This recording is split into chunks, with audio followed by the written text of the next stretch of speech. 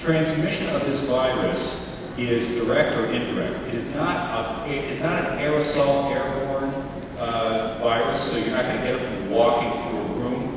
It results from droplets.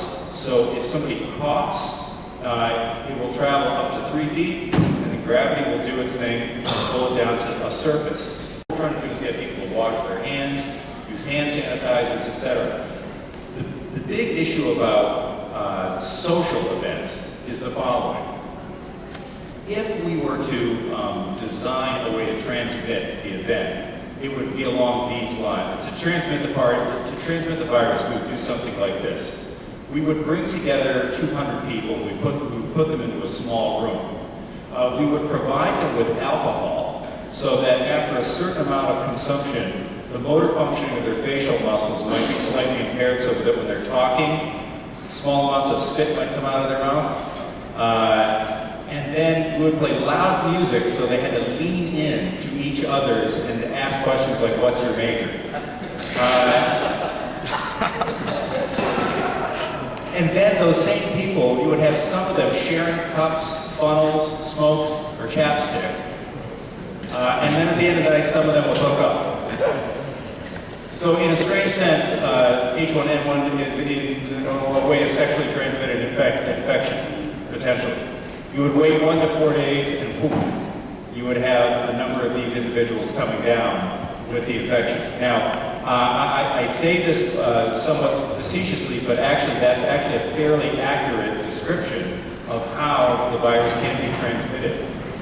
Social events at this point in time, because of the upward trajectory of the transmission, are relatively high-risk venues to be in.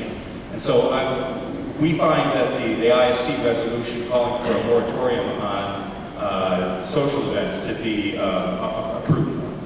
Is there going to be a certain number at which Gannett is going to recommend that school close down? I know there are a lot of questions regarding that. So do you know the policy as far as?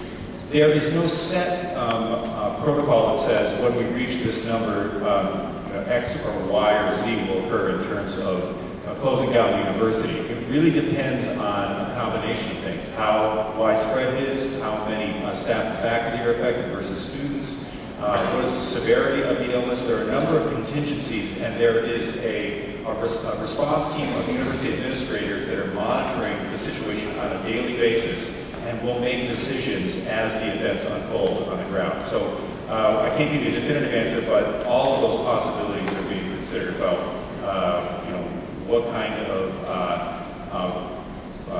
adjustments to the course instruction might be required, or potentially closing the university at some point. Everything will be considered as it's being considered at any university. Now, to put this in context, on an annual basis, seasonal flu affects 5 to 20% of the U.S. population and results in approximately 36,000 fatalities.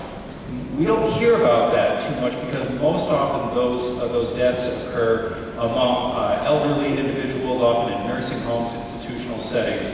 But this is a normal part of the seasonal pattern for influenza. What we have right now is a pandemic which has not occurred in 40 years worldwide.